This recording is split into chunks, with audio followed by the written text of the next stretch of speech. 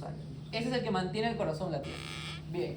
Ahora, hablemos de las arritmias. Se va a dividir en bradiarritmias y taquiarritmias. Bradiarritmias quiere decir que el corazón va a latir más lento y taqui más rápido. Hasta ahí todo lo entendemos, todo sencillo. Ahora, aquí hay dos mecanismos fisiopatológicos. Mira, uno, trastorno de la generación del impulso del nodo sinusal y trastorno de la propagación. O sea, quiero que me entiendas, el objetivo de las clases no es tanto decirte lo que está en el libro, por eso tú lo puedes ver. Lo que yo quiero que ustedes entiendan es que lo vean esto de una forma sencilla. O sea, tú ponte a pensar, ¿por qué razón una persona podría tener una bradiarritmia? Uno, porque tiene un problema acá, ¿sí o no? Acá.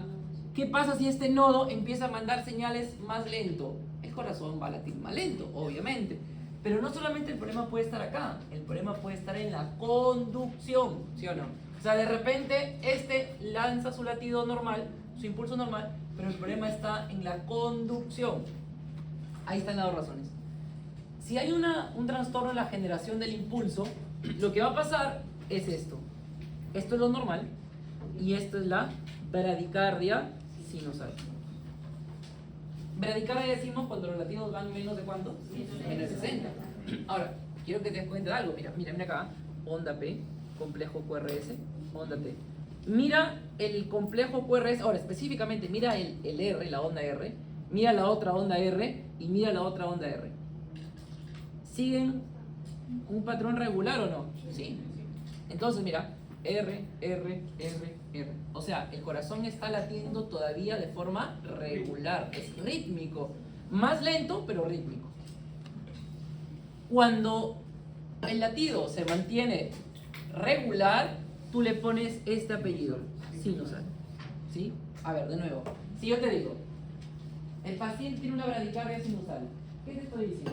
Bradicardia, te estoy diciendo que el corazón está latiendo menos de 60. O sea, su corazón está latiendo lento, pero está haciendo lento y regular. Regular. ¿Sí? Todavía sigue el mismo ritmo. Por eso es sinusal. Si yo te dijera que el paciente tiene una taquicardia sinusal, ¿qué te estoy diciendo? Está más rápido, pero sigue siendo rítmico. Sigue siendo regular. ¿Sí? ¿Listo? Ahora, acá, este es el más fácil. Trastorno en la propagación. Mira, puede haber un bloqueo en la salida del nodo sinusal, o sea, justo acá cuando sale. Bloqueo en la conducción en el nodo aurículo-ventricular, o sea, acá. Y alteración en la conducción en el sistema His-Purkinje. Es que también es lógico, pues, o sea, si esto es como si fuera un circuito, como si fuera una carretera, puede haber un problema a distintos niveles de la carretera. Puede haber un problema justo cuando sale, puede haber un problema en el nodo, o puede haber un problema en el His-Purkinje, ¿sí? O sea, en distintos puntos. Ahora, lo que vamos a hablar con más detalle nosotros es esto. Trastornos del nodo aurículo-ventricular. O sea, de esos tres yo estoy hablando del que está en el medio, ¿sí? De ese que está ahí se amplía en esta diapositiva. Acá aparecen los bloqueos. Bloqueo aurículo-ventricular de primer grado, de segundo grado y de tercer grado. ¿Sí? Mira, primer grado, segundo grado y tercer grado. Ya, acá muy atentos porque eso también es un poquito complejito y eso sí vienen preguntas en el examen. Primero recordamos acá. ¿Qué onda es esta? P, complejo QRS y onda T. ¿Qué representa la onda P? La onda P representa la despolarización ¿de qué? De las aurículas. O sea, cuando las aurículas se contraen, se forma la onda P. Y en cambio, el complejo QRS representa la despolarización de los ventrículos. ¿Sí? Entonces, lo normal es que sea así. Aurículas, ventrículos, aurículas, ventrículos, aurículas, ventrículos, aurículas, ventrículos. Eso es lo normal. Muy bien. Ahora, acá encontramos el segmento PR, desde el inicio de la onda P hasta el inicio del complejo QRS. Eso se llama segmento, intervalo, perdón. Intervalo PER. El segmento es este. Este es el intervalo PER. Ya. Ahora, ¿qué cosa es el bloqueo de primer grado? Es el más fácil de entender. Lo único que pasa es que el PR se prolonga. O sea, si debería de ser así, mira, debería ser así, lo que pasa es esto. Se prolonga y después aparece. Ese nada más es el bloqueo de primer grado. O sea, el impulso que estaba en las aurículas se demora en pasar ¿a dónde? A los ventrículos. Pero al final pasa o no, sí pasa, pero se demora. ¿Se entiende la idea, no? Mira, onda P, complejo QRS, onda P, complejo. ¿Qué pasó acá? Se demoró, ¿sí? Se retrasó el impulso. Esto es el bloqueo de primer grado. O sea, en sí no es un bloqueo. Porque cuando tú escuchas bloqueo, ¿qué se entiende por bloqueo? Que el impulso no llega a pasar a los ventrículos. Ese es un bloqueo. O sea que acá no es un bloqueo propiamente, ¿sí? Es casi un bloqueo. Como que se demoró. Es como cuando alguien no te quiere, te presta dinero. Y se demora un montón en pagar. Tú dices, no, ya no me va a pagar. Y ¡pum! Un año después te pagó. O sea, se demoró un montón, pero al final te terminó pagando. Igual acá, se demoró un montón, pero al final terminó llegando el impulso a los ventrículos, ¿sí? Ahora, ¿qué sucede acá? Bloqueo de segundo grado. Aquí hay dos opciones, ¿ah? Que sea MOBIS 1 o que sea MOBIS 2. Es sencillo. En el MOBIS 1, lo que pasa es que primero hay, onda P, un alargamiento del PR, complejo QRS, vamos a omitir la T, ¿ya? Después, P, y ya no hay nada, ya no hay complejo QRS, sigue y otra vez la onda P. Entonces, mira, ¿qué pasó? Acá no hay complejo QRS, pero antes de que desaparezca, antes es como que te avisó ¿cómo? Se alargó el PR, al inicio se alargó el PR y después, pum, desapareció, ya no hay QRS. Ese es el MOBIS 1. Y el MOBIS 2 es un bloqueo que aparece acá. Desapareció el QRS, pero nunca antes no había prolongado el PR. O sea, no te avisó. ¿Sí? Tú entiéndelo así porque así no aparece. Repito. MOBIS 1 y MOBIS 2 ya va a haber, literalmente va a haber un bloqueo. Porque no va a aparecer el complejo QRS. O sea, va a haber algo en el circuito que no va a permitir que el impulso pase de las aurículas a los ventrículos. Y como no pasa a los ventrículos, no hay complejo QRS. ¿Se entiende hasta ahí, sí o no? Pero la diferencia entre 1 y 2, ¿cuál es? En los dos desaparece el QRS, sí. Pero ¿qué pasaba en el 1? ¿Te avisaba cómo? Con un alargamiento del PR. ¿Sí? Es como que mira, me estoy alargando, me estoy demorando. A la siguiente, pum, desapareció. En cambio en la de acá no te avisa. De frente desaparece. Yo lo comparo esto como cuando estás en una relación y te avisan que te van a terminar y te terminan. Ese es el 1. El 2, tú estabas acá en clase de fisiopatología, te mandan un mensaje, ¡pum!, terminamos. Ese es el 2. No te avisó nadie. Entonces, el 1, hay un aviso previo. ¿Cuál es el aviso? Prolongación del PR. Y después desaparece el QRS. Y en la 2 no hay aviso, de frente desaparece. Ahora pasamos al 3. En el 3, acá sí, la cosa está más complicada. Porque en el 3... prácticamente aurículas y ventrículos dejaron ya de trabajar en conjunto, porque ustedes saben que se contrae aurículas, ventrículos, ¿sí o no?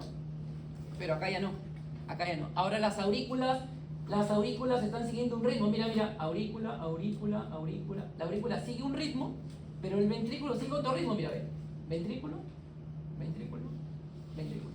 ¿sí? O sea, ya no, esto también lo comparo con, ya no estás bailando como que uno con otro, no, ya cada uno se está moviendo como sea.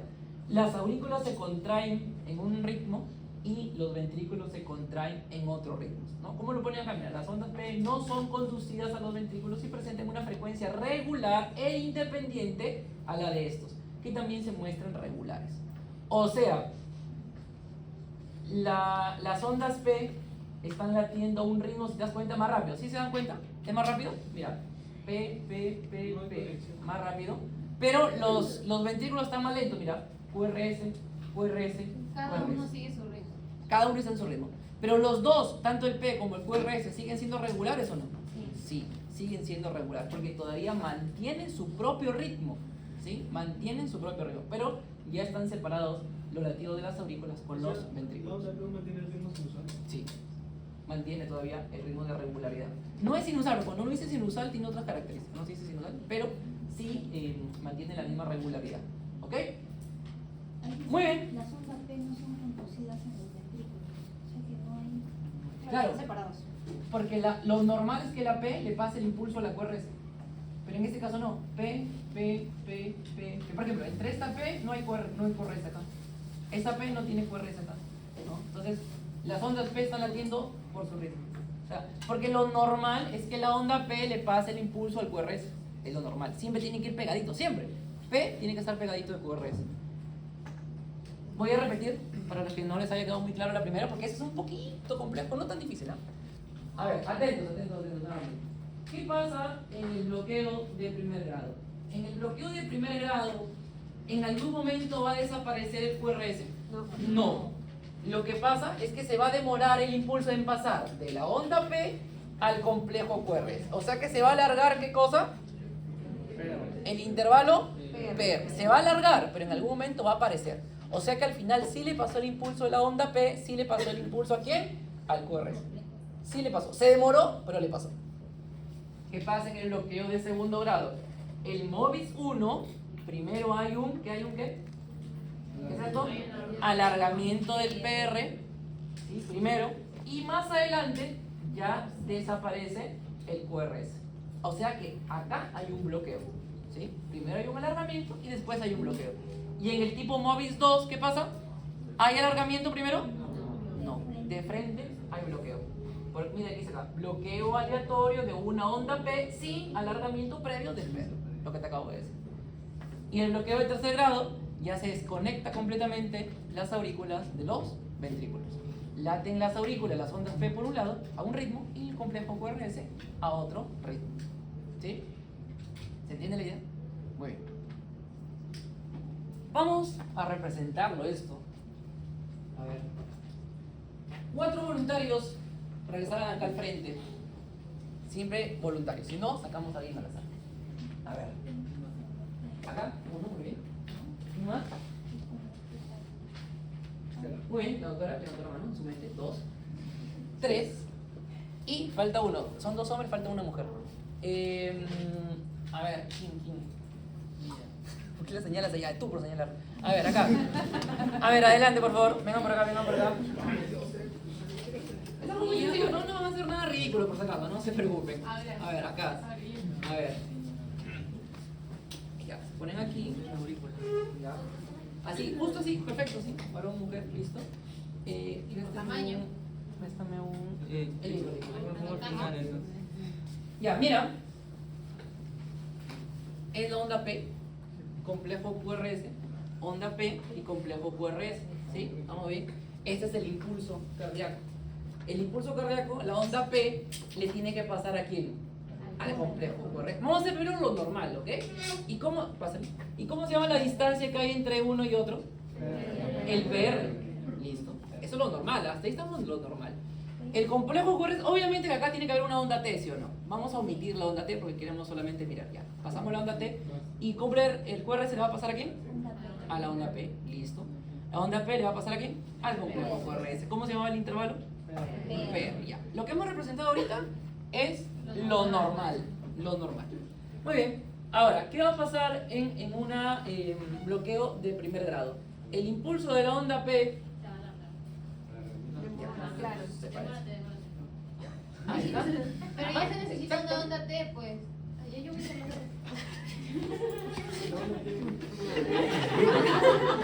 para que ¿Qué se tiene que ver la onda T por porque contra? es la mitad para allá y para acá. ¿Tú quieres separar? Claro, para Ok, que se note. ya. Ok, ya. No, ¿qué tiene que ver? Ya. Ella va a separar, ok. Para separar acá el conjunto del otro conjunto. Claro. Listo, ya. Un ratito. A ver, pórtate algo. Estás en hipercalemia, ¿no? Porque la onda T picuda es hipercalemia. Ahí. Listo. Ya. Entonces, a ver, bloqueo de primer grado, ¿qué pasa? Se han separado, ¿sí o no? Se han separado, listo, pero al final le pasó el impulso, ¿sí? Ya. El acá primero se alargó y le llegó a pasar. Ok, ahora Pero va a pasar. va a pasar, tú también recibes porque tú eres la onda T. Puedes correr, agarra bien, bájate. Ya. Le va a pasar a la onda P, ¿sí? Ahora, acá, a ver, ¿qué va a suceder acá? Alargamiento del No, acá se alarga y se pierde. No, porque si se alarga acá ya no hay más gente. Entonces, primero se alargó, ¿y qué pasó acá? Se pierde ya no hay. No le va a pasar. los saltos. Le pasa. Ajá, los saltos. Profesor, este es el Sí. primer grado, ¿no? Claro. Esta es la de... No, estamos acá ya. Es que la de primer grado tendría que igual pasar Ah, estamos en el primer grado, estamos en el primer grado. Correcto, correcto, perfecto. Mi mente estaba en el segundo grado. Igual Ok, tiene que llegar. ok, perfecto. No, tienes razón, le vas a pasar. ¿Sí? Se prolonga, se demora. No, le haces así, como que le quieres dar, no le quieres Claro. dar y le vas a dar. Protograma más expresivo. A ver, acá se demoró más, sí, se demoró, pero al final le pasó. ¿Ok? Entonces, repetición, nuevamente. Sin error, por favor, chicos. Sin error, A chicos. ver, pásale despacito, así lento. Ya, hay alguna prolongación del PR, ok, pásale la T. No, ahí normal. Ahí normal. Ya, tú El eres problema la que está le ahí. haces así, le haces así. ¿Sí? Como que le das y no le das. No, Tiene que darle. lento. Como que le das y no le das, así. De nuevo. Ya, ok. Entonces, lo que hemos representado hoy, ¿qué cosa es? Bloqueo de Primer grado. Listo. Ahora, júntese nuevamente, júntese porque eso es lo normal, estamos en lo normal. Ya.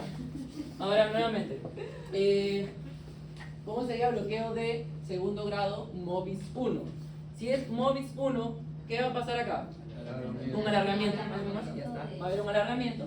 Le va a pasar el impulso, sí, ¿no? Lento, despacito. Le va a pasar el impulso. Ahí está. Entonces, ahí sí, la onda T normal, la onda P. ¿Y qué va a pasar en la siguiente?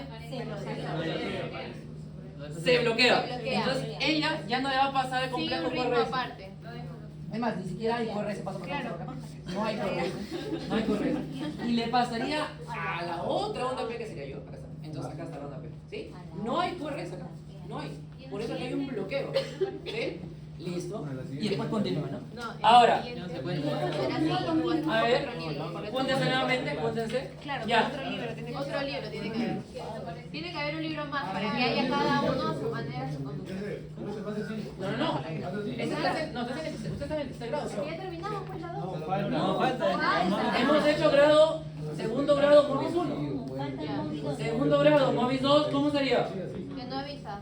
A ver, ¿va a haber un alargamiento del PR acá? No, de No. frente va a pasar. ¿Le va a pasar al QRS? No, ¿qué es tú? No. ¿El QRS va a recibir el impulso? Sí, claro, normal, no avisa. No hay onda P. No hay otra. Ella le pasa a él y ella me pasa a mí. No, pero es que si ella le pasa al QRS es lo normal, pues. Entonces, no le pasa acá al QRS. No le pasa, pues. Lo salta y la onda P pasa directamente a la T. Hay un bloqueo. A ver, por eso quiero que quede claro. Ahora. Si ella le pasa el impulso, la P le pasa al QRS, es lo normal, pues. No habría nada malo. Entonces, no le pasa al QRS, lo bloquea, no le pasa, y le pasa directamente, pásale por favor allá, a la onda T. La onda T le pasa a la P, y la P nuevamente lo bloquea al QRS y le pasa a la Pero otra acá onda dice P. sin alargamiento previo del PR. Claro, está No hay normal. alargamiento, pues. No Si está desapareció la normal, P. está, pues. No, Eso es lo que yo te pero En el café. la misma distancia. Claro, Pero sí. Claro. no hay. Ah, no, quizás ya sé por qué estás confundido, quizás. Claro, no es que no exista el QRS, sino que No hay alargamiento, pues nada más. no hay alargamiento, pero no le pasa el impulso al QRS. Entonces no existe. Lo salta. Entonces, Pero no me debería graficar. Claro, ya deberías Claro, si aparecer. no hay corriente, no me Durante el gráfico es el primero. Tú eres R, ¿no? El gráfico que está ahí, Soy el- el gráfico que está ahí es el MOVIS 2. A ver, vamos a explicarlo con el gráfico. ¿Ya? Voy a dejar este al final porque quiero terminar con el grado 3 para que se sienten ustedes. A ver, ¿cómo sería el grado 3? Ahí dice otro libro. No, A ver, la onda P, ¿a quién le pasaría el impulso? De P a P. De P a P. P. QRS. Sí, o sea, independientemente. Ah, es independiente. no hay onda T tampoco. Es independiente. Pero No, sí hay onda T. Claro, es polarización. Sí hay onda T, sí hay onda T. Sí hay onda T.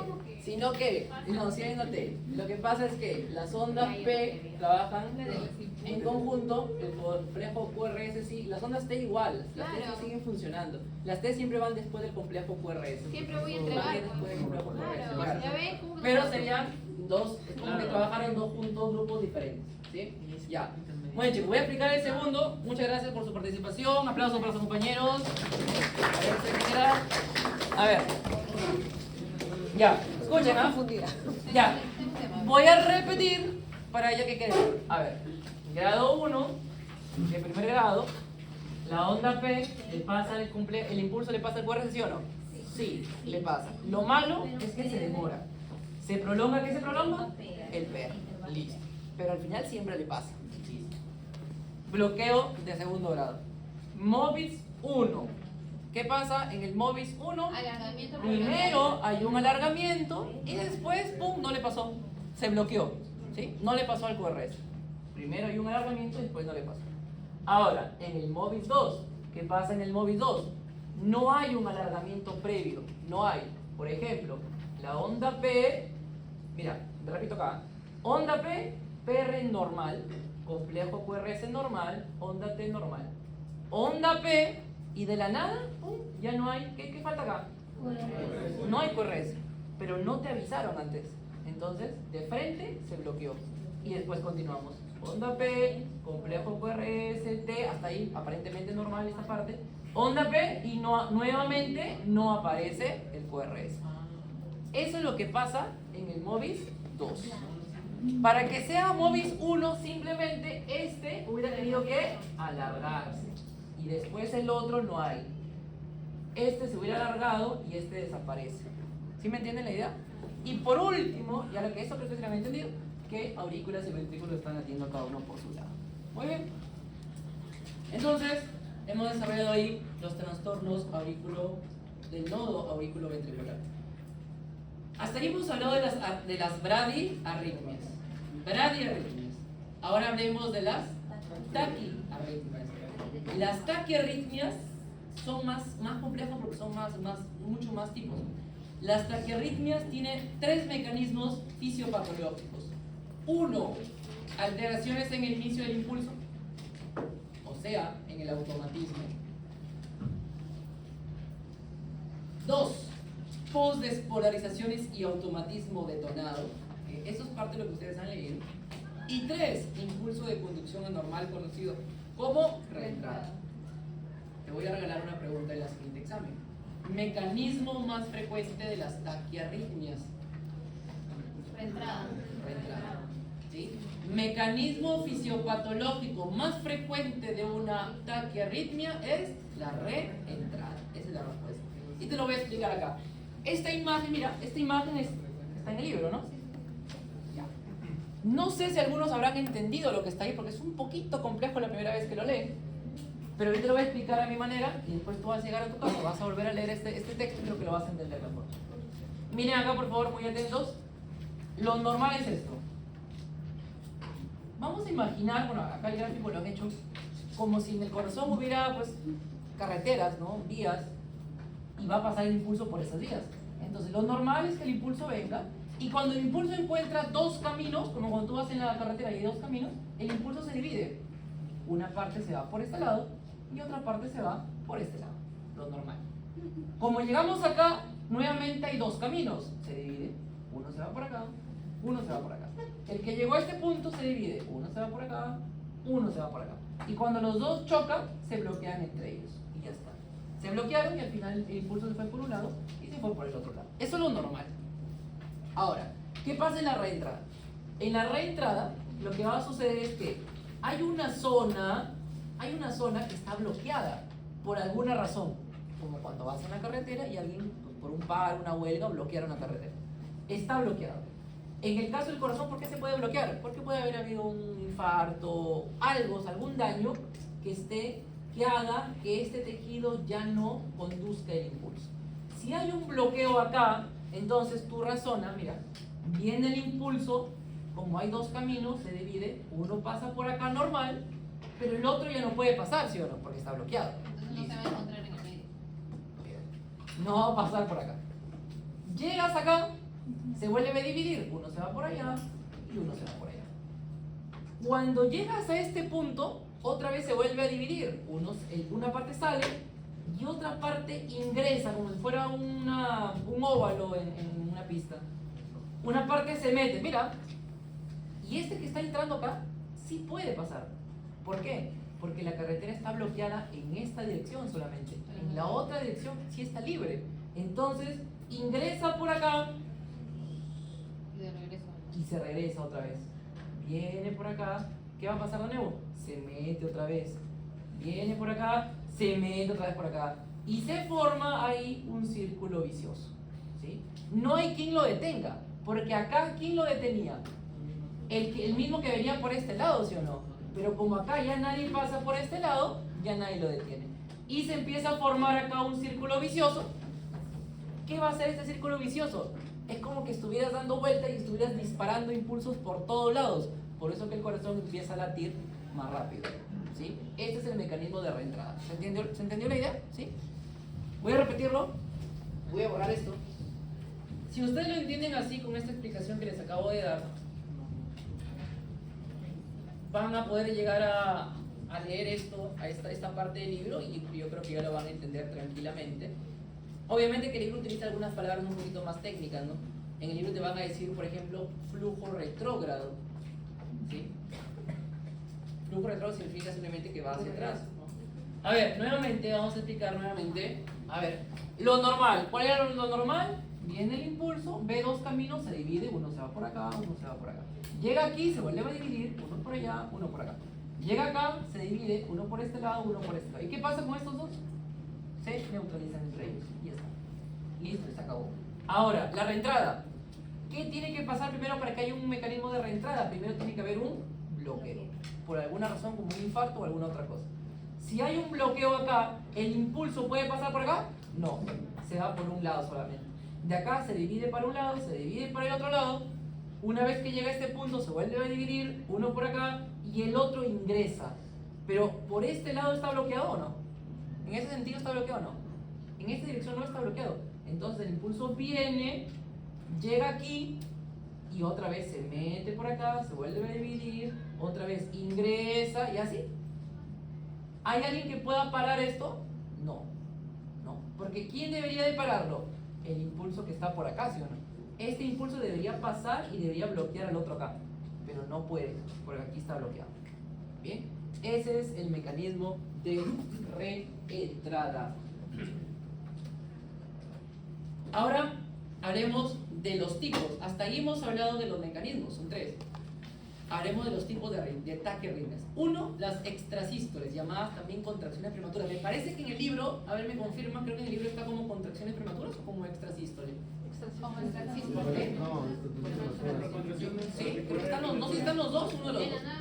En la nueva versión Yo lo tengo como extrasístole. El anterior es como contracciones auriculares prematuras. La nueva versión es la de rojo, ¿no? ¿O hay otra? la verde. Extrasístole. La verde. La de- ¿Ay, hay otra nueva versión? Sí, la 11. 2 sentidos, sí. Oye, sí, no, yo me compré la 10. Acá está extrasístole. ¿Este es pequeño? Sí, de aquí. Oye, no sabía. Ya, muy bien. Ya, acá aparece como, Extrasístole. en la última aparece como extrasístole. Ya, y en la anterior aparece como Contracción prematura. contracciones. Ahí está, ok, listo. Yo les he puesto los dos nombres para que no se compliquen la vida. Extrasístole, que es el nombre actual, y también conocido como contracciones prematuras. ¿Sí? Muy bien. Ahora, hay dos tipos de contracciones prematuras, auriculares y ventriculares. Ya, ¿cómo es esto? Esto sí es más sencillo, ¿ah? Simplemente mira acá, mira acá, mira lo que está pasando acá. Se supone que por acá está la onda P, ¿no? ¿Sí? Onda P, complejo QRS, onda P, bueno, la T, onda P, complejo QRS, onda P, complejo QRS, hasta ahí todo bien. Pero acá aparece una onda P, que es lo normal, pero antes de que venga el complejo QRS, aparece, ¡pum!, otra onda P. ¿Sí? Esta onda P adicional no debería estar ahí. Entonces, ese es un extra. ¿Sí? Ajá, es un extra. Por eso se llama extrasístole. Extrasístole es algo adicional. Tú vas a comprar tus 2 tarritos de leche, pum, te dan otro más por yape, ¿no? Por adicional. Entonces, bueno, yape. Entonces, uno pensando en el yape. Ese adicional, esa yapita que te están dando de más, ese es el extrasístole, ¿sí? A eso se refiere. Ahora, lo mismo pasa con las contracciones ventriculares, lo mismo, ¿no? Va a haber un latido aparte, ¿sí? Adicional al que debería de haber normalmente. Ahora, ¿por qué se da estas contracciones auriculares prematuras? Mira el segundo guión que dice ahí. ¿Causado por qué?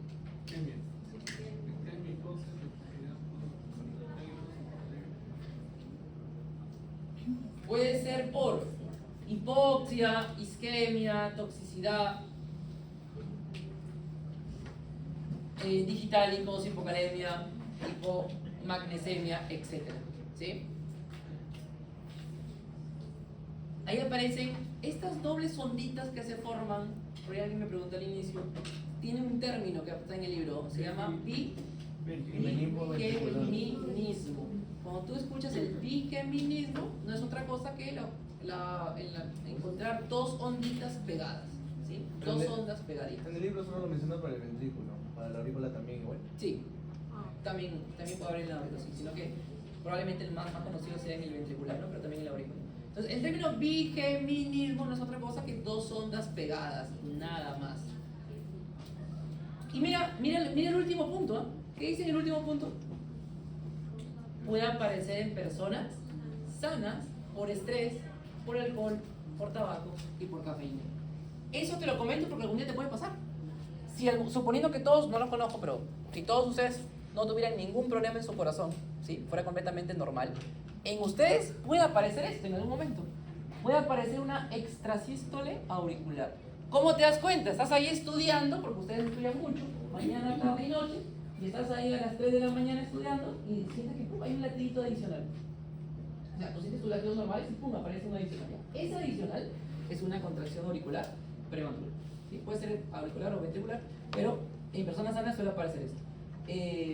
¿Por qué? Por el estrés, por el alcohol, por el tabaco, por la cafeína. ¿Sí? La cafeína, el café es un causante de esto.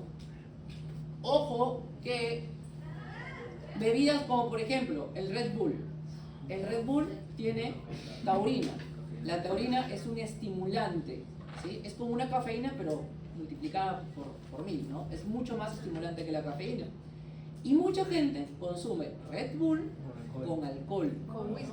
¿Sí? Que eso no se hace. ¿Sí? Pero lo hacen en la fiesta. Claro, pero no se hace pues. Uno piensa que porque la discoteca vende el whisky con el... Ya, pero no, porque va a la discoteca no significa que esté bien. No se debe de hacer. ¿Por qué no se debe hacer? Porque estás mezclando dos factores causantes de arritmias. Ha habido gente que ha llegado al hospital con el corazón así, casi se le salía ya. ¿Por qué? Porque ha consumido eso. ¿Sí? Esa es por una razón. Y segunda razón, porque el whisky se toma puro. No se toma nada. No sean ignorados. No, ya, fuera de bromas. No sé, con el whisky no se debe combinar con nada. Ya, ahora sí. Y hay personas que toman Red Bull y les sueño. Sí, puede pasar. Lo mismo pasa con el Red Bull, lo mismo pasa con el café. Sí, ¿por qué? ¿Por qué? Porque, a ver, no es que sea un estimulante directamente, sino que... A ver, escucha. El Red Bull y el café en sí no es que sean estimulantes de algo, sino, por así decirlo, no me acuerdo el término preciso, pero son inhibidores de zonas inhibidores. Entonces, si tú inhibes una zona que inhibe, al final, menos por menos, es más. Entonces, al final te estimula. Pero en algunas personas no pasa eso, sino que el alcohol o el cafeína, o la taurina, la cafeína, no inhibe a esa zona, sino que inhibe a otras. Entonces, pum, te dio sueño. Por eso que hay gente que el café y la taurina más bien le da sueño. ¿Sí? Hay personas que dicen, voy a estudiar, voy a tomar café, pum, se durmieron. Entonces, no, pues ahora, tú quieres una solución. No hay una solución, pero tu cuerpo es así. ¿Sabes? No, Es que eso ya tu cuerpo viene así, ¿no? O sea, ¿qué? Ahora tú eres actor, ¿qué tengo que tomar? No, la verdad, no sé. Yo creo que influye un poco el efecto placebo, sí, pero no es solo el efecto placebo. O sea, sí hay un efecto orgánico demostrado. Claro, porque Sí hay un efecto orgánico demostrado. tengo una amiga que le da sueño. Sí. Muy bien, ahora vamos a pasar a las contracciones ventriculares, ¿no? Dice ahí se origina en un foco ectópico en los ventrículos ¿Causado por qué? Por isquemia también, por infarto agudo de miocardio, por hipertrofia ventricular. Mira cómo están mencionando situaciones que dañan al corazón. Entonces, todas estas situaciones que dañan al corazón, lo que van a hacer es causar justamente lo que te expliqué acá. Esas zonas de bloqueo. ¿Sí? ¿Por qué aparecen esas zonas de bloqueo en la reentrada? Porque hay algo que está dañando al corazón. ¿Sí? Entonces, de ahí vienen esos problemas. Ahora, las taquicardias, aparte de esto, porque este es un grupito aparte, aparte de esto, la vamos a dividir en supraventriculares y ventriculares. ¿Bien? Las supraventriculares son fáciles de deducir. ¿Qué significa supraventricular? ¿Supra qué es? Arriba. ¿Arriba de qué? Del ventrículo. Entonces, si estamos hablando de arriba del ventrículo, quiere decir que estamos hablando de las aurículas. Taquicardia sinusal fisiológica. Mira, ya te había dicho yo que taquicardia es aumento de la frecuencia. Te había dicho que sinusal, ¿qué significa sinusal? Que mantiene el mismo ritmo, ¿sí? Listo. Ahora, cuando tú le agregas la palabra fisiológica, ¿qué significa? Significa normal. Entonces, taquicardia sinusal fisiológica es la taquicardia que todos hemos tenido y que vamos a tener siempre. Cuando hacemos ejercicio tenemos taquicardia, ¿sí? Es normal. La fiebre te da taquicardia, un dolor, una infección, anemia, etc. O sea, es una respuesta normal ante algo. Esa es la taquicardia sinusal fisiológica, ¿sí? Es lo normal. Ahora, acá, la taquicardia supraventricular ya patológica, o sea, lo que no es normal, vamos a encontrar tres grupos. Taquicardia que nace de la aurícula, taquicardia de reentrada y taquicardia por vías auriculoventriculares accesorias. Por ejemplo, acá, mira todos los ejemplos que hay. Pregunta clásica, ¿cuál es la arritmia crónica más frecuente? Que les haya preguntado en el control de lectura, es la fibrilación auricular. Esta es la más frecuente de todo este grupito. Ahora pasamos acá. Esta es la forma más común de ¿quién? De la taquicardia paroxística supraventricular. La palabra paroxístico, ¿sabes qué significa? No. Paroxístico es que aparece y desaparece solito. Sino que alguien dijo noche de repente porque hay muchos términos que son paroxístico nocturno, ¿no? Entonces, ¿qué significa paroxístico nocturno? Que aparece y desaparece en la noche. Siempre aparece en la noche. Y por último, cuando hay unas vías accesorias, que es lo que ustedes también han leído, ejemplo, el síndrome de Wolff-Parkinson-White. ¿Sí? Es un ejemplo de vías accesorias. ¿Sí? Toda esta parte es lo que ustedes han leído. Bueno, vamos a demorar ahí, porque no acabamos. Pero les he puesto tres imágenes que están en el libro. Mira cómo es el aleteo o flúter auricular. Mira. Forma estos patrones en dientes de sierra. Mira acá. Mira cómo hay esto. Se forma como si fuera una sierra, ¿no? Mira. Estas onditas que serían como las ondas P. Sería. Ahora, mira lo que pasa acá, en la fibrilación auricular. La fibrilación auricular se entiende muy fácil. Mira acá al frente, por favor. Mira acá. Imagínate que cada dedo es una fibra muscular. Este es la aurícula derecha y este es la aurícula izquierda. Para que se forme la onda P, ¿qué tiene que pasar con las fibras? Tienen que contraerse todas juntas. Si todas las fibras se contraen, tanto de aurícula derecha como izquierda, se forma una onda P. Pero ¿qué pasa si no se contraen todas juntas?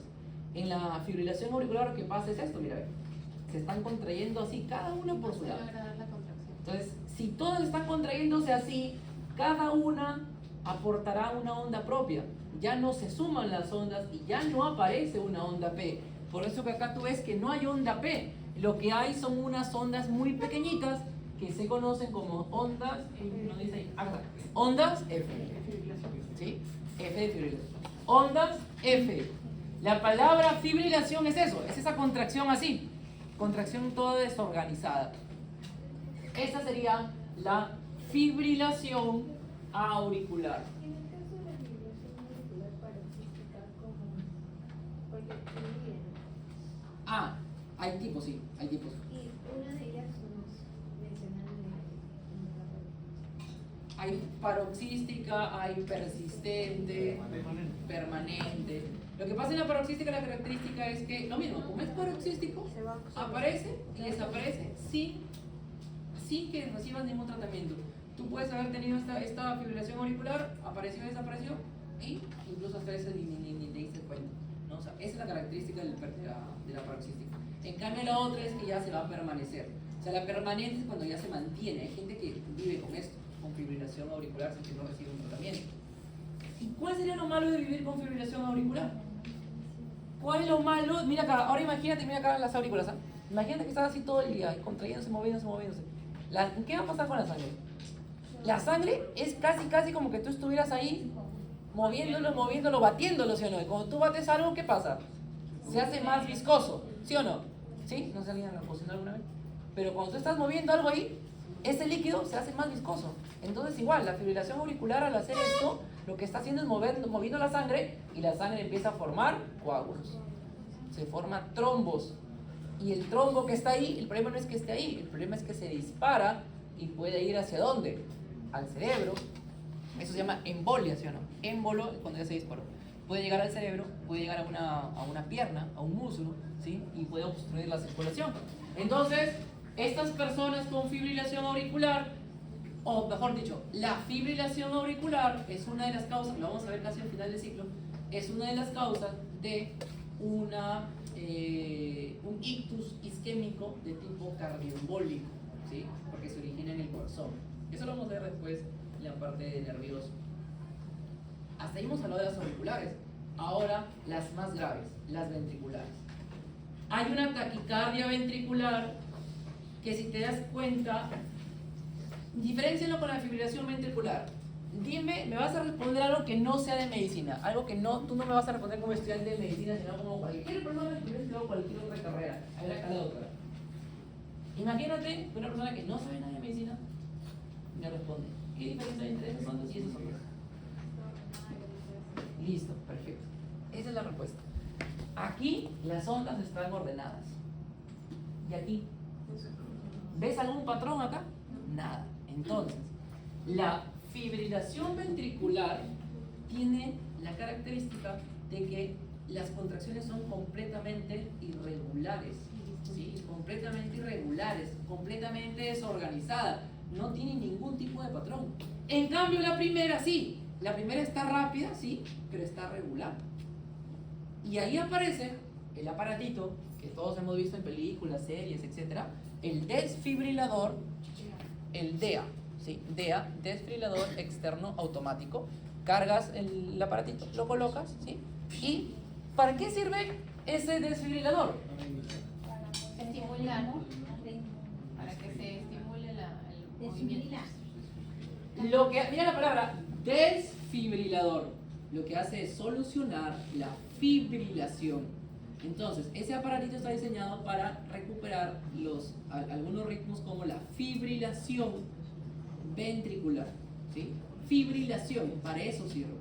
Muchas personas, de repente ustedes ya no, o quizás algunos todavía sí, pero muchas personas piensan, porque lo vemos en las películas, que ese aparatito sirve para revivir a las personas. Y no sirve para revivir a nadie. Entonces, porque si no nadie se muriera, pues, ¿no? Entonces, no, eso no sirve para revivir. Muchas veces en las películas, eso también es otra gran mentira de las películas, que aparece el monitor y aparece la línea. Llega el médico, le coloca el desfibrilador, música de suspenso y nuevamente empieza a funcionar el monitor. Entonces, eso que ven en las películas que pasa mucho es mentira. Eso es completamente mentira. A partir de ahora date cuenta, yo siempre cuando estoy viendo películas, yo me enfoco en el monitor que está al fondo. Si el monitor está así, ahí sí desfibrila, pues. Pero si el monitor está en una línea, ¿qué vas a desfibrilar si no hay una fibrilación? No hace nada, pues. Entonces, en ese caso, el desfibrilador no es mágico, no puede revivir a las personas. O sea, nadie puede revivir. Salvo que sea Jesús, ¿no? Pero después nadie más ha podido revivir. Ahora, ¿cómo se llama esa línea? Isoeléctrica, ya, pero la situación es una asistolia, ¿sí? La línea, ¿ok? Entonces, y además, si ustedes han visto, no sé si han llevado temas de primeros auxilios, como tú usas el DEA, que se usa por cualquier persona que no sepa incluso nada de medicina, el mismo DEA te indica, tú le colocas al paciente y el aparatito solamente va a mandar una descarga solamente si detecta un ritmo desfibrilable. Si el aparato detecta un ritmo que no es desfibrilable, no manda nada. ¿Sí? Porque si detecta una asistolia, no lo va a solucionar. O sea, no pasa nada. ¿Okay? Entonces, desfibrilar una asistolia es un error. ¿Sí? Así que tengan en cuenta eso. Yo me acuerdo que, no me acuerdo dónde, había un meme que decía: si tu novio desfibrila una asistolia, para mí está soltera. Una cosa así, había puesto en una imagen, en una página. O sea, dando a entender que demuestra desconocimiento querer desfibrilar una asistolia, porque la asistolia no es un ritmo desfibrilable, ¿sí? No se puede desfibrilar eso. Muy bien. ¿Y cómo se desvía?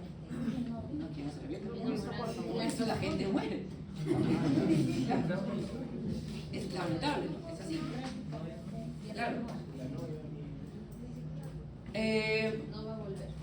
En esos casos, cuando hay un paro, pues lo único que haces es la reanimación cardiopulmonar, pero después que haya algo que tú hagas para revertir eso, ¿no? Muy bien. Puede ser. Vamos ahora con el shock. Vamos al último. Vamos al último punto. Clasificación del shock. Se puede decir shock o se puede decir choque. O sea, el término en inglés es shock, traducido al español es choque, pero también se usa acá shock. Así que como ustedes prefieran. El término shock, mira, por ejemplo, acá en el libro, este es el Harrison de Medicina Interna, y ellos lo ponen como choque.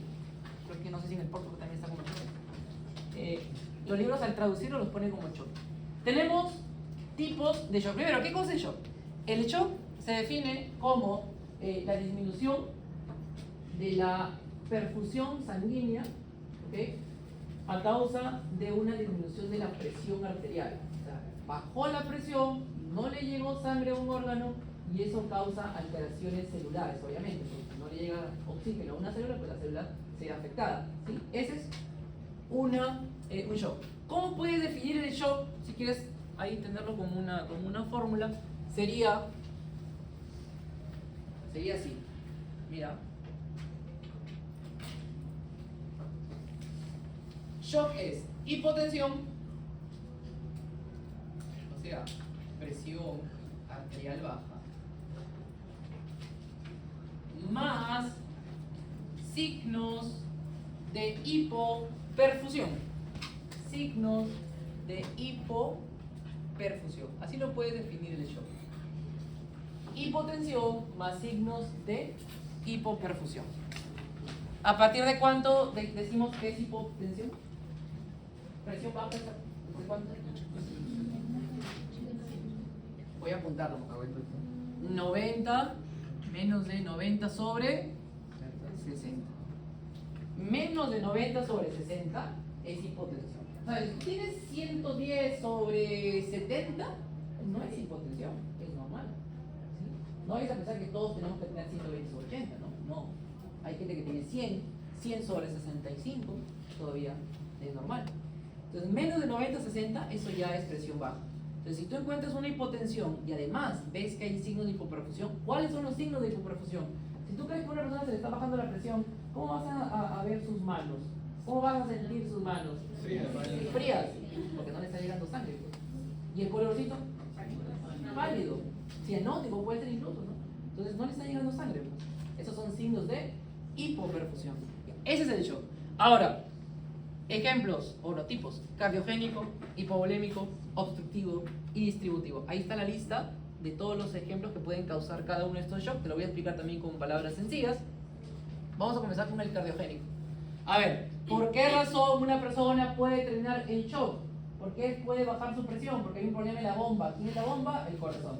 Si el corazón no está bombeando bien, no hay una buena circulación, no hay una buena presión. Entonces, todo lo que afecte al corazón va a ser un shock de tipo cardiogénico. Ejemplo, fácil, ¿eh? Todo lo que afecta al corazón: infarto, miocarditis, arritmias, alteraciones valvulares, ¿sí? Porque es del mismo corazón. Ahora, el shock obstructivo. ¿Qué pasa con el shock obstructivo? Mira acá, el shock obstructivo, el corazón no es el problema, el corazón está funcionando bien, pero hay una obstrucción para la salida de la sangre. ¿Saben lo que es el taponamiento cardíaco? ¿Han escuchado? Por si lo habrán leído en algún momento. Taponamiento cardíaco, se acumula agua ¿dónde? ¿Dónde se acumula el agua en el taponamiento cardíaco? En el pericardio. ¿Te acuerdas que entre la capa visceral y la capa parietal hay un espacio que es la cavidad pericárdica donde hay un líquido, ¿sí o no? Sí. Un líquido hay un poquito, ¿no? Pero cuando este líquido aumenta, es como que el corazón lo estuvieras dentro de una bolsa llena de agua. ¿Tú crees que el corazón va a latir normal? No, pues, no va a poder bombear porque está envuelto de agua. O sea, lo están taponiendo literalmente. Ese taponamiento cardíaco es un ejemplo de shock de qué tipo? Obstructivo. Si hay neumotórax también, ¿no? O sea, imagínate la pleura llena de aire, lo está presionando al corazón. O sea, todo lo que presiona el corazón por afuera es obstructivo. Y todo lo que daña el mismo corazón es cardiogénico. El hipovolémico es más fácil todavía, porque el hipovolémico es que has perdido volumen de sangre, ¿no? Hemorragia, claro, por traumatismos o distintas razones, pérdidas gastrointestinales, diarrea, la diarrea te puede llevar a eso, quemaduras, poliuria por cetocidosis, por diabetes insípida, etcétera, etcétera, etcétera. Ustedes escucharon que hace ya varias décadas en nuestro país hubo una epidemia de cólera y las personas morían por esta epidemia. ¿Y por qué un paciente con cólera se muere? Por deshidratación que te lleva a un shock hipovolémico. ¿Sí? El shock hipovolémico por pérdidas gastrointestinales, porque el paciente con cólera tiene diarrea un montón.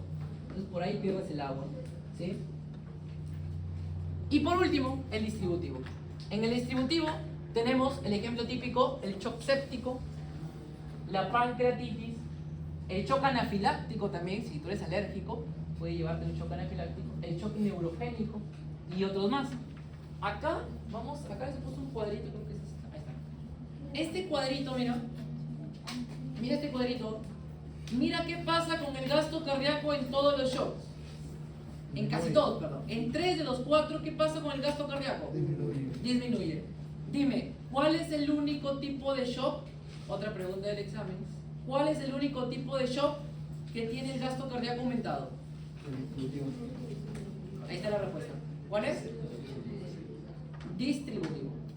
En el distributivo, el gasto cardíaco está aumentado. ¿Y qué pasa con la resistencia vascular periférica? Es completamente al revés. Acá está disminuido el gasto cardíaco, está aumentada la resistencia, y aquí es al revés. Acá está aumentado el gasto y está disminuida la resistencia. Esos son los dos parámetros que quiero que lo aprendan. Los otros dos no son tan importantes por ahora, pero ahorita el fisiopato recuerda estos dos. Ahora, en el shock hipovolémico. El shock hipovolémico, lo que va a pasar es que va a haber una pérdida de sangre, de volumen sanguíneo, ¿sí? Y se van a activar mecanismos compensatorios. Mecanismos para mantener la función cardiovascular y mecanismos para mantener el volumen sanguíneo. Es obvio, ¿sí o no? A ver, imagínate que estás perdiendo sangre. ¿Qué crees que va a hacer tu corazón? El corazón va a empezar a latir más rápido. ¿Por qué más rápido? Porque quiere, en su desesperación, quiere bombearte más porque sabes que estás perdiendo más. Entonces él quiere reponerte la sangre que estás perdiendo. Por eso que empieza a ver, ya hay taquicardia. Y para reponer el volumen, ¿qué pasa? Se estimula se estimula todo lo que ya hemos visto, ¿no? La antidiurética, la aldosterona, por acá, el sistema renina-angiotensina-aldosterona, todo lo que ya hemos explicado para poder aumentar el volumen de sangre. Y ahí les cuento, es un caso que siempre cuento porque, al menos a mí, me acuerdo mucho de esto, en el internado, un señor llegó, el señor, ¿sabes qué? Había estado en una pelea de gallos, ¿sí? Si ustedes han visto, conocen más o menos cómo es la pelea de gallos, a los gallitos les ponemos unas espuelas, unas cositas en punta, en las patitas, para que entre ellos se maten, ¿no? Y el señor lo habían invitado como juez, yo no sé muy bien cómo funciona eso, pero lo invitaron como juez, yo no sé cuál era su función, pero estaba ahí. Y un gallo, en vez de atacar al otro, lo ataca al señor. Y le... ¡Ay! Se ríe. Y le perfora la arteria poplitea, ¿sí? Ubícate atrás de la rodilla, arteria poplitea. El señor estaba a, creo que eran como 2 horas, su lugar, porque es una zona rural, a 2 horas del hospital donde yo estaba siendo internado. Entonces llegó con familiares, obviamente, le habían hecho un torniquete, le habían amarrado y le habían apretado el miembro inferior, no estaba sangrando en ese momento. Llega, lo ponen en la camilla Doctor. Tiene que llegar el interno de cirugía. ¿Quién era el interno de cirugía? Llego a verlo, abro el torniquete que le habían hecho y mira, el paciente estaba acá, en la pared, estaba acá, yo estaba acá, y la sangre sale así, disparada hacia la pared. Si yo estaba acá, me hubiera llenado todo de sangre, porque salió un montón de sangre. Eso que te indica, al toque te das cuenta que es una arteria, ¿sí? Porque la arteria sale con más presión. ¿Sí? Ahí te das cuenta que es una arteria y la situación está más complicada. Voy a llamar al médico de turno, porque los internos sabrán ustedes que en muchos casos atendemos solitos, y cuando hay una situación grave, el médico, o sea, si es una situación leve, nosotros la atendemos. Y ahora tuve que llamar al doctor, estaba durmiendo, viene, a ver, igual, ¿no? Yo lo cerré igual, el doctor viene a ver, lo abrió, pum, salió de nuevo a la sala, no sé qué. Se trató ahí de hacer algo, pero no se pudo. Necesitaba, porque el doctor era médico general, necesitaba de un cirujano. El hospital que yo hice internado no es un hospital grande, entonces no había cirujano en ese momento. Lo tuvimos que referir a otro hospital, que está como a 20, 30 minutos. Ya que se vaya el interno en la ambulancia. Me mandaron a mí en la ambulancia. Me mandaron a mí. ¿Cuánto crees tú que tenía de presión este señor? A ver, ponme un número. No me puede decir menos, no me vas a decir más de 90, 60, ¿sí o no? Porque el señor estaba en hipotensión. El señor estaba más o menos, no me equivoco mal, estaba como, cuando lo vi ahí, estaba como entre, su presión era 50 sobre 40, muy baja, 50 sobre 40. Se le colocó un suero por acá y un suero por acá. Tenía un frasco de 1 litro acá y un frasco de 1 litro acá. Así lo llevamos a la ambulancia. Incluso así, en la ambulancia estaba un poquito bajando la presión. ¿Ya? Yo estaba ahí atento porque podía hacer un paro, que se había que hacer algo, algún tipo de reanimación cardiopulmonar o algo. Llegamos al hospital y en ese otro hospital había cirujano general, sí, que intentó solucionar el problema, pero no pudo. Tenía que llegar el cirujano cardiovascular, que es el que ve el tema de arterias. Y los cirujanos cardiovasculares no siempre están en el hospital, ellos están de retén, o sea, quiere decir que están en su casa, están de turno, pero cuando hay una situación grave los llaman. O sea, están atentos al llamado. Pero para eso ya el cirujano general pues ya lo pasa a sala, le hace todo el procedimiento, ¿no? Para que esté listo ya para intervenirlo. Llega el cirujano cardiovascular como en 20 minutos, lo interviene, ya, yo ya me regresé al hospital. Y como el hospital es en una zona pequeña, todos ahí se conocen, al día siguiente nos cuentan, ¿saben qué? El señor se recuperó, sobrevivió, pero ¿qué crees que perdió? Perdió la pierna. ¿Por qué perdió la pierna? Por isquemia, lo cual causó necrosis. Porque como tenía un torniquete, ¿sí? Que era necesario, porque si no le hacías el torniquete se moría desangrado por shock hipovolémico, pero ese torniquete no le llegaba, esto que no le llegue sangre a los miembros inferiores. Entonces le amputaron de la rodilla para abajo, ¿sí? Pero sobrevivió. ¿Okay? ¿Por qué? Por un gallo. Y nos enteramos que el señor no era aficionado, ni al costo de la vida, no era aficionado a los gallos, sino que algún familiar, amigo lo invitó, y él de buena gente se acerca a ser curado de no sé qué, y lamentablemente pues tenemos ese problema. Entonces, claro, es que esas cosas pasan, ¿no? Hay que tener cuidado, con ese tipo de cosas.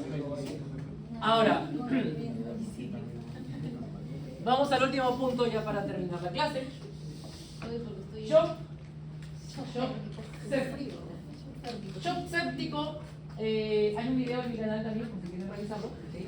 Importante mencionar eso.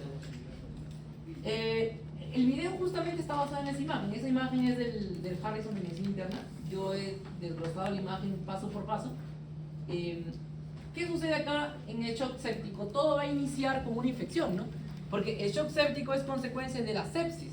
Sepsis, que le puedes llamar septicemia también, sepsis o septicemia, es una reacción, muchos dicen infección generalizada, pero no es tan así, sino que la sepsis es una reacción anormal de nuestro cuerpo frente a algún microorganismo. Eso es la sepsis, ¿sí? Por ejemplo, acá la doctora, ella tiene, vamos a ver, ella tiene neumonía, ella también tiene neumonía. Las dos tienen neumonía por la misma bacteria, pero por alguna razón ella hace sepsis y ella no. Entonces, la misma bacteria causa la neumonía, pero por alguna razón que no se conoce muy bien, el cuerpo de una persona reacciona de forma exagerada causando sepsis. Y si la sepsis no se trata, te puede conllevar a un shock séptico. Entonces todo viene por acá, por los patógenos, ¿sí? Que van a desencadenar distintos mecanismos que ya le hemos visto al inicio del curso: citocinas, inflamación, leucocitos activados. Todo esto va a causar más daño, va a haber disfunción endotelial, y si se daña el endotelio, ¿qué va a pasar? ¿Qué se va a salir? El agua. Se sale el agua, causa un edema acá, y si hay más agua acá entre el capilar y la célula, obviamente no va a haber un correcto intercambio gaseoso, ¿sí? No va a haber un correcto intercambio gaseoso acá. Entonces se produce una disminución en la oxigenación, y como no le va a llegar oxígeno a la mitocondria, va a haber una disfunción mitocondrial también. Ahora, no sé si ustedes se acuerdan en biología, a ver, creo que en primer ciclo llevan esto.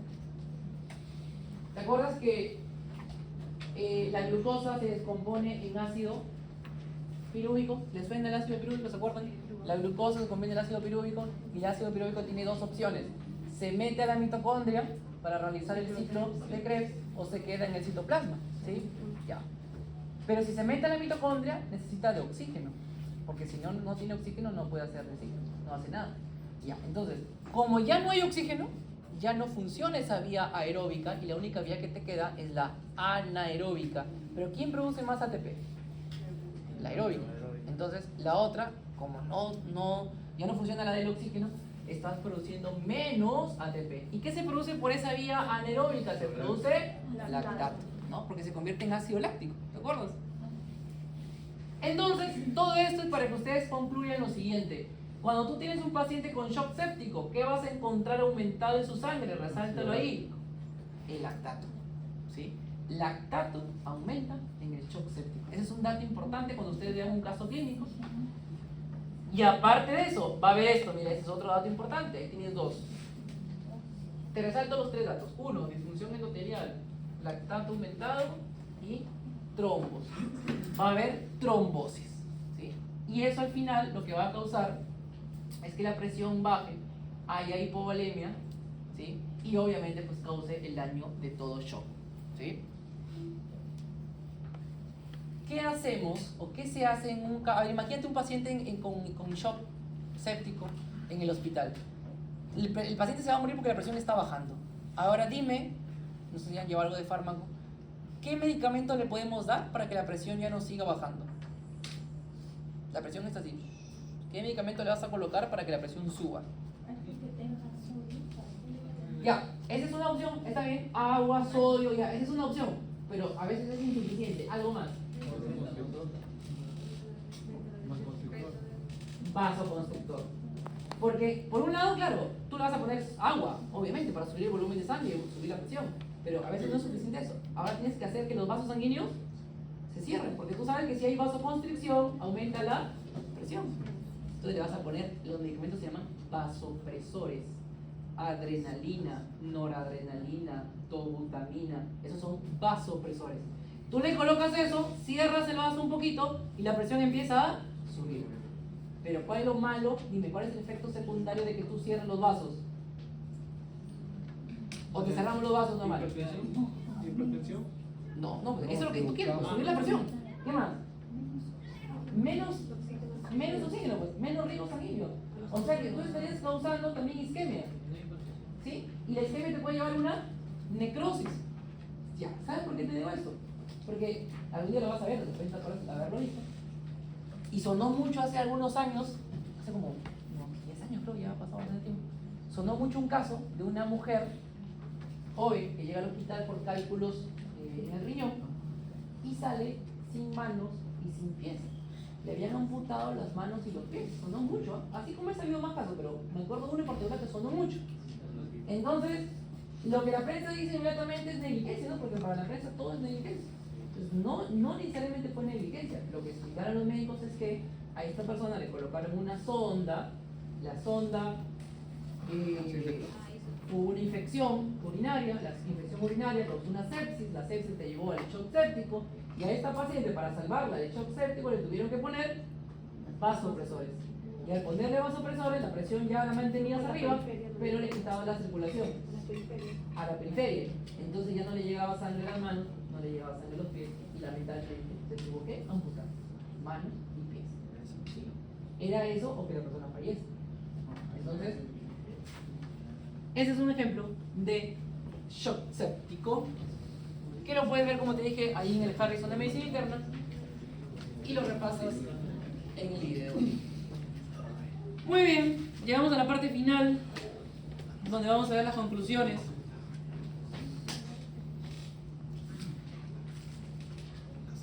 Como ustedes ya saben que tienen que estar muy atentos a las clases. Y se cerró la lista.